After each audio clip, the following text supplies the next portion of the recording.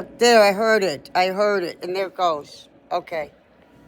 Hi, this is Miss Melinda. And this is Miss Melinda's Spontaneous Smart Diva Show. Welcome to my show tonight. Was not in the mood for a cleavage video tonight, but I put on my tight, expensive jacket and refused to change tops. I wanted to wear all black and white because that's what I've been doing lately with the universe new class. I have black and white on the very last law class, and then it turns into the Mars and Tess and all that, and it's all black and white, and I'm still doing black and white for Mars for now, and enjoying it because I know how to wear black and white. Some people don't, like Sharon Osbourne. I'm gonna be a bitch. Yeah, what's his name? Ozzy Osbourne's wife, Sharon Osbourne. When she was on the talk, she'd wear black and white every day. But it was the same thing, like a black jacket, like this, but opposite, like a black jacket with white pinstripe. And then that's all she wore every day was a suit jacket. But, it didn't unzip like this. It had like the padded shoulders and the buttons in the front or something. And she wore it like every day. You're worth $88 million and you're just going to wear this. I mean, man, when I'm that rich, I buy the whole freaking city. Yeah. My God, clothes are fun. Clothes are fun. You're a performing artist. You're in the performing arts industry. Fashion is your freaking, bread and butter, man. Yeah, so let's get to work. Okay, I was watching an artist DVDs on my TV for about 6 hours, a good 6 hours. Actually the same artist and band, but I'm not going to share that. Okay, let's get started. So we're with NASA, and we're doing Tess. So we're learning about this new girl I told you about, Tess. Well, I'm calling her a girl because her name sounds feminine, but she actually got her name by what the words, they actually are words. It's actually a title. Okay, so Tess stands for Transiting Exoplanet Survey Satellite, TESS. So I call her a girl, Tess.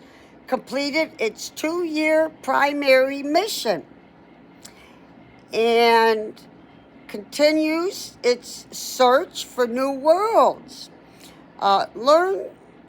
Tess, I was saying 1984, I was telling myself, I think I was making a note to myself. Okay, and then it says, this word, these magic markers. Mars is the only planet inhabited solely by robots. That's interesting. Transiting Exoplanet Survey. Satellite Tess is a space telescope. I asked, what was it, a robot, this and that? And it says, Transiting Exoplanet Survey Satellite Tess is a space telescope. So it's a telescope. They must have these massive, way beyond our comprehension telescopes for NASA's Explorer program, designed to search for exoplanets using the transit method in an area 400 times. You hear that? 400 times larger than that covered by the Kepler mission. Number 6 is under there. I don't know what that means. NASA launched Tess because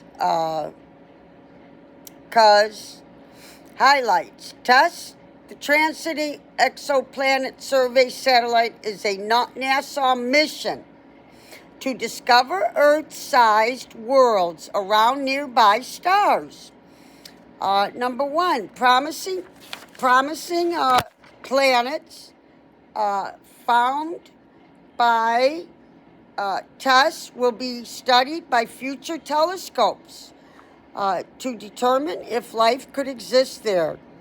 2. Tess's sensitive cameras are helping us answer if planets are around the galaxy's most common stars are habitable. Gotcha. Okay. Why did NASA launch Tess? We have discovered more than 5,000 planets orbiting other stars in our galaxy. That's fascinating. Almost a half of these exoplanets were spotted by NASA's first planet hunting space telescope, Kepler. It's called Kepler. Launched in 2009. Okay. While most planets Kepler found were larger and far more massive than Earth, it demonstrated how a dedicated mission can go greatly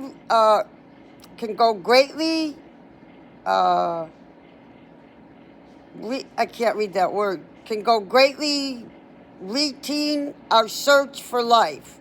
Routine, I don't know what it says, can go greatly our search for life. Refine, that's what it says. A dedicated mission can go greatly refine our search for life. Okay.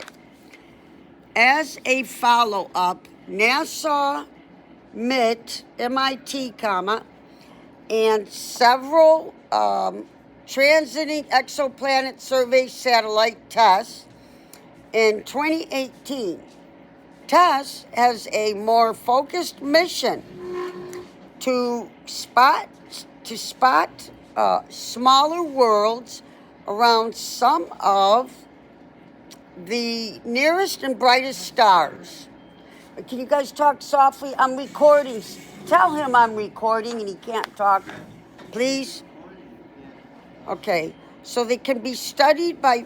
Okay, I have to start over. Tess has more focused mission to spot smaller worlds around some of the nearest and brightest stars, so they can be studied by future telescopes. How does Tess find planets around other stars? Tess detects exoplanets the same way Kepler did, by looking for periodic dips in stars, bright as planets, cross in front of them along our line of sight.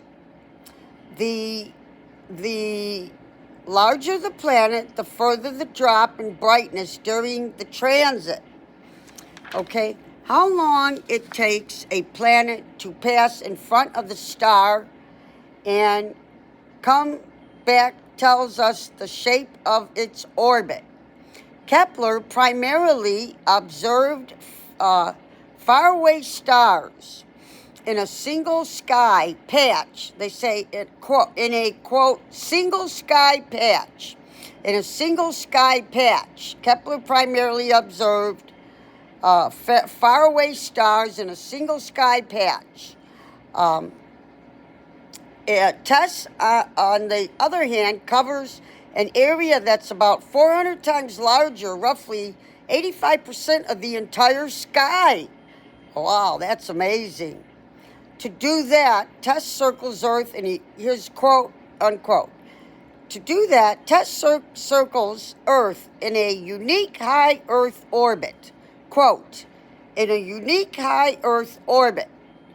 Have 12 to 15 days, which is inclined in a way that the telescope's sky view is largely free from obstructing by our bright planet and the moon.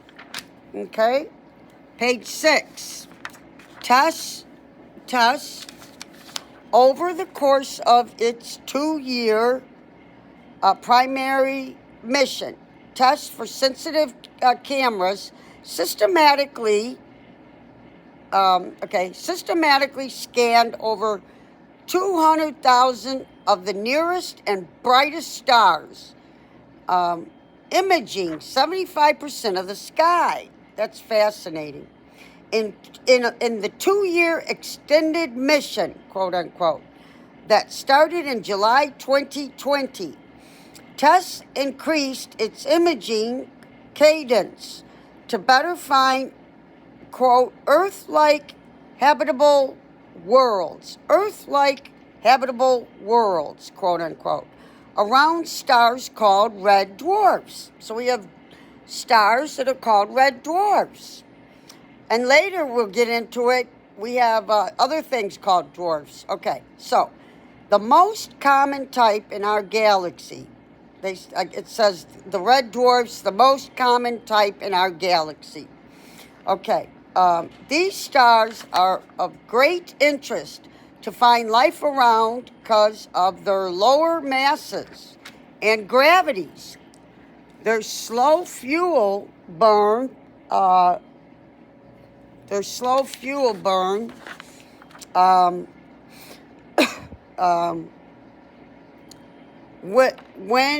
will ensure they outlast sun-like stars by 1 trillion years or more.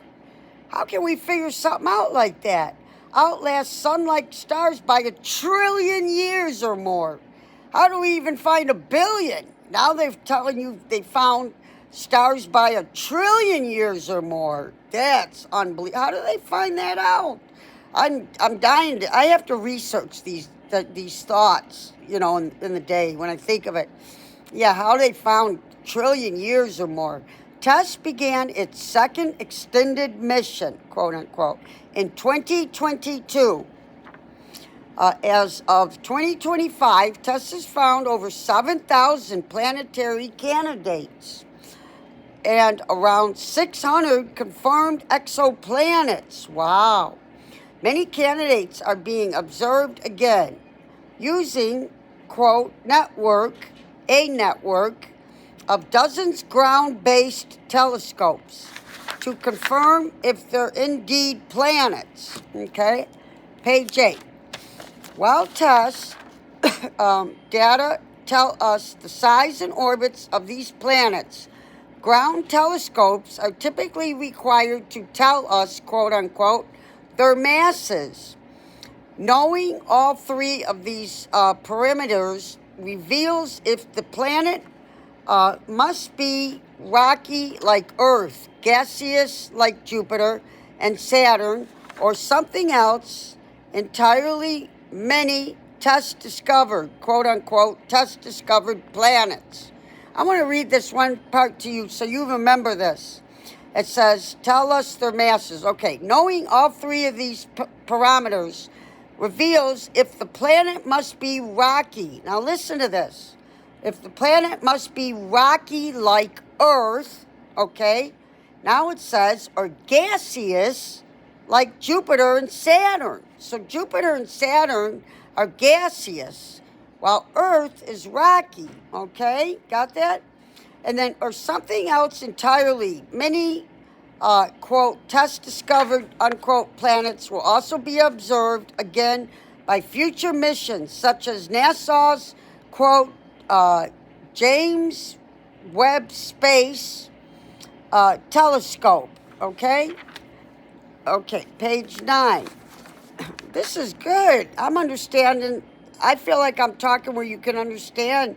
We're not getting any difficult words that we don't know. Okay, which is allowing scientists to study exoplanets, atmosphere in unprecedented,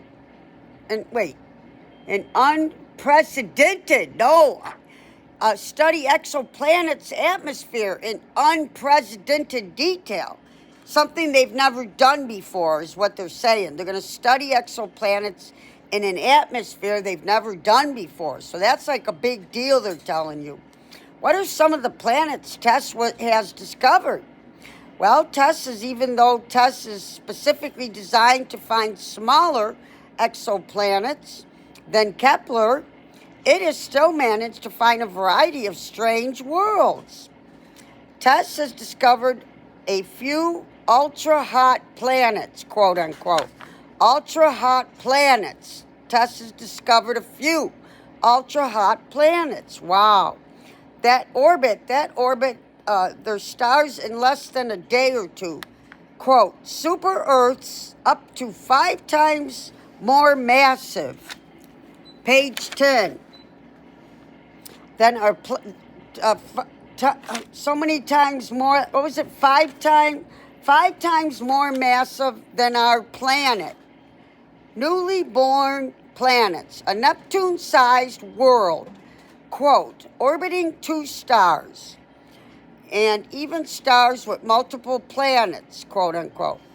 It has also found an, quote, Earth-sized planet in the habitable zone around its red dwarf star, quote unquote, where conditions could be just right for surface water to exist. This planet called TO1, they're all uppercase, 700 lowercase d floating below, is only 20% larger than Earth and receives 86% as much energy other telescopes will attempt to peer into its atmosphere to determine if it's really habitable. Page 11. Okay? Now, not just a planet hunter. Planet hunter is like a name. So not just a planet hunter, but they're saying Tess. They're calling Tess not just a planet hunter, but a stellar guide. The sensitivity required to register very faint dips in brightness caused by transiting planets also makes Tess a stellar observer. Scientists have been analyzing its data to better understand the nature of stars themselves. To pick just a few examples, Tess gave astronomers a unique look at a star. Shh, you gotta be quiet. A look at a star that's about to explode. Let me repeat that. Shh, can you be quiet? I gotta do this. I'm almost done. Okay, let me repeat this. To pick just a few examples, Tess gave astronomers a unique look at star that's about to explode, helped identify previously elusive patterns in pulsating stars, watched a star being torn apart by a black hole. That's fascinating. That's common. They got to see a star being torn apart by a black hole, and even found 6-star system. Found a 6-star system, quote unquote, composed of 3 pairs of binary stars, shedding light on planets around red dwarfs.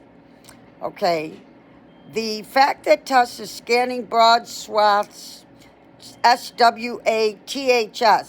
broad. So the fact that Tess is scanning broad swaths, SWATHS, swaths, it's hard to pronounce, of the sky and recording brightness variations of all nearby stars, when makes it extremely useful to assess how the habitability of planets around red dwarf stars is affected by flaring, wherein those stars unleash waves of ultraviolet and X-ray radiation, harmful to life as we know it. And they do so more frequently than our sun. If our star can strip off Mars' water and dense atmosphere from a huge distance, habitable zone planets around furiously flaring red dwarfs lying about 30 times closer could lose their atmosphere in just a quote 100 million years. Could lose their atmosphere in just quote 100 million years. That's phenomenal. The intense radiation could prevent life from even arising. On such planets, However, initial test observations have provided some hope.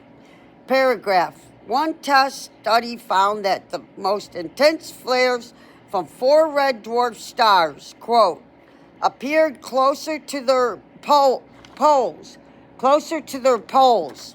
steering clear of the equatorial plane in which most planets usually orbit. The sample size is small, but if further observations support it, it's good news for possible life on red dwarf planets. Wow, that's fascinating. Possible life on red dwarf planets? That's fascinating. I thought they were supposed to be burning hot. Another test analyzed 2,532 flares from 112 red dwarfs. Wow. 2 more pages and I'm done. And showed that the flares, while stronger than our sun, quote, weren't energetic enough, unquote, to trigger depletion of an Earth-like protective ozone layer on red dwarf planets. With thousands of peer-reviewed research results and discoveries published and counting, Tess is helping us refine our search for another, quote, Earth-like world, unquote. You can help by participating in Tess, quote, Citizen Science Project. Well, one of the examples they gave, but I can't find the page, teaching is something you could do to help. And I'm teaching. And I'm teaching NASA. So I'm working for NASA, literally. It says you could do this to help, to find more. And coincidentally, here I am. It said one of the ways you could help us is by teaching what we're teaching this NASA here. And that's what I'm doing. I'm teaching around the world. Countries around this whole globe, Earth, could see me teaching NASA and Tess and Mars. And that's one of the things they said you could do if you want to help Citizen Science Project. So I am working for NASA in reality. This is like real. And it says several exoplanets. So it says which has already helped discover several exoplanets, including a world orbiting 2 stars, similar to Tato Star Wars. That's the end of that. And then I found something extra. When I had lost a place, I found something else that was interesting. So I got one little paragraph and we're done. While Tess primarily focuses on exoplanets, Mars has its own fascinating discoveries. For instance, scientists recently found a massive underground water reservoir. That's a big deal because it's all dried up. But scientists recently found a massive underground water reservoir on Mars. And Mars is supposed to be all dried up. Do you see how fascinating? Why I have to ask for the most recent information? You see how important it is? If I didn't get the most recent, you would not know that we found scientists themselves, human beings, not tests, found a massive underground water reservoir on Mars, hidden beneath the Medusae Formation. Medusae is Medusae, Medusae, and Fosse, Fossae Formation, Medusae Formation. They found that water underneath that. And this discovery sheds light on Mars' potential for past habitability and future exploration. Amen. This was fascinating, you guys. Now I can give my left hand and finger a break. Can I put it on the table? That's what we usually do. This left hand has gone dead, and this is not looking good this way. I can't. Usually I can, if we get the papers out of here, out of my way. Let's get that out of the way. Let's see if we can get me, I can hold it. Oh, I look too fat like that. You can hold it, but you got to hold it up here. Okay, we'll do that. So, how did you guys like that class? Did you find it interesting? I think it was actually the first class we had that I don't think there was a word that we couldn't understand. It wasn't like, I didn't feel like I was just running, talking monotone, nonstop, fast, and you not able to follow what I'm saying, and me not even able to follow what I'm saying. Because every word was simple grammar, you know what I mean? There wasn't a bunch of words or a few or any, I can't think of hardly any words that we didn't know. And so that really, and then it was really exciting, news that we didn't know. All this new stuff that they're finding recently, that was a very exciting class. I hope you guys enjoyed it. I think you did. Subscribe. Those of you who are new to me and my classes, I'm Miss Melinda, and this is Miss Melinda's Spontaneous Smart Diva Show. Because I'm smart and I love spontaneity. And a lot of times spontaneity happens on Melinda's show. Like Tom Hanks says, life's like a box of chocolates. You never know what you're going to get when you're in Melinda's YouTube channel show. You never know what you're going to get. I was talking the other day and I mentioned birds, and all of a sudden it reminded me of a life story that happened here just a couple of years ago. I'm wearing the silver gray sweater. I think the first top row or second row with the pearls on the collar. I tell everybody, go to my gray sweater with the pearls on the collar. You'll hear my spontaneous story. I didn't plan to tell it. I was mentioning birds for some reason, and then it came to, oh man, I just remembered this cool story, real life story that happened just a couple years ago in the back parking lot, and I tell the whole story.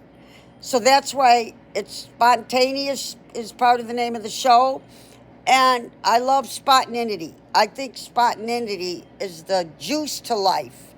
Spontaneity is the most fun you can have, Planning just don't seem as fun as spontaneous, Spontaneous is a surprise. It's unprepared, unplanned, and it makes it exciting, And that's how these classes are. We don't know what I'm going to say about the universe or, about Mars and all this. Look at all the new stuff that came out. Okay, well, I'm glad to see you all. I did not want to have a low-cut top on tonight, but I put this jacket on and I put a little weight on. Yeah, I was able to zip it up all the way, but it was crushing my breasts into my chest. So I had to unzip it. And so I wasn't in the mood for it, but I guess we got a low-cut top video today. So how y'all doing today? Wasn't it beautiful and sunny today? I don't think I even went out today. I was busy all day long. Yeah. So this is Monday. Oh, you're probably all tired. You're probably already in bed. I got to upload this. Yeah, by the time I upload it, I'll be going to bed too. Okay, yeah, because it's got to be after 10. So, okay. Well, I feel real confident, like this was a good video. For once, I didn't feel like I was struggling, and you didn't see me struggling and trying to talk, and I couldn't talk because I couldn't hold the tablet. That didn't happen. I was able to hold that tablet with one left hand and that pinky. It got used to it, I guess, got strong enough. I held that tablet the whole time, and you never saw me struggling, both with the tablet or talking. So I'm real proud of this class. I'm getting stronger and stronger, able to, hold this tablet a lot better because they're getting stronger. My finger and hands getting stronger, and my arms. Okay, this is my smile. See, cheese. And if you subscribe, you'll get to see my white teeth all the time. Cheese. Because I'll be smiling if you subscribe. See? Aren't they beautiful? They're permanent roots and permanent teeth. I love them. My teeth are younger than a teenager's teeth. Yeah, that's how strong these teeth are. They ain't going anywhere. And they look beautiful, don't they? So please subscribe and give me a like. I want you to study the judicial system. But if you're a person that's, going to subscribe, but you want to know more before you hit the subscribe, jump around to some middle videos. Just jump all over. But at the very bottom, when I first started, I'm struggling holding the tablet. And I'm dropping my papers. And I was trying to stand up to film. And so in the beginning, I got a couple of really good ones in the beginning. But I got a couple of really bad ones in the beginning. So if it's a bad one, go to another one. Where I'm still learning how to use, and get the strength to hold, the tablet.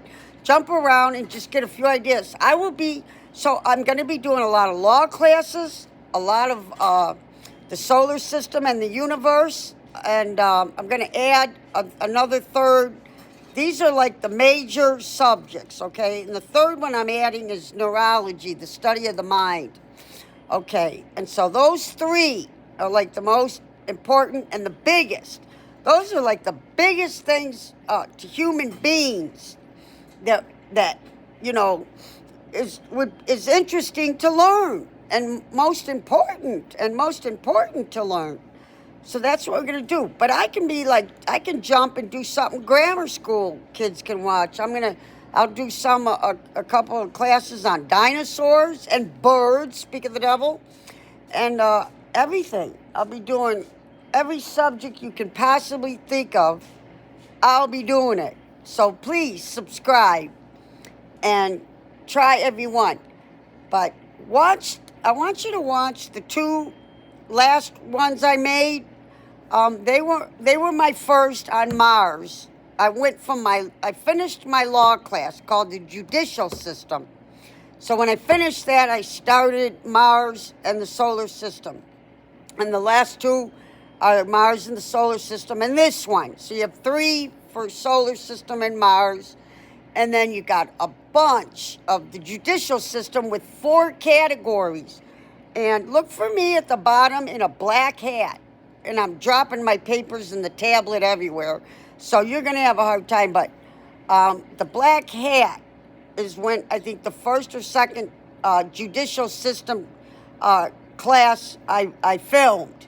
And then there should be one more judicial system down at the bottom. And then all the judicial system is in the top row where I'm at right now and the second row. And I would like all you new subscribers to please watch all the judicial system at the same time. I mean, you don't have to do it one night or one sitting. Do it at your own convenience. But get all the judicial system recordings together in a row. Like, stick with them after you watch the 3 Mars things. Watch all the judicial system and the black hat way at the bottom, and maybe one other judicial system down there, and then you go to up here. The first row is all judicial system, and the second row. And please watch all of them at your own convenience, and watch them 5, 6 each, 6 times, 7 times, because those you won't memorize it in one watching. Yeah. So watch each judicial system like 5 times and the next one. Okay, so please subscribe and hit my like. And I will see you next time. You'll have a ball. Come join us. Okay, I love you all very much. God bless you. Here, let me blow you a kiss. Oh, I don't have my fingernail on this one. That's okay. Anyway, okay, I'm going to let you go. Good night.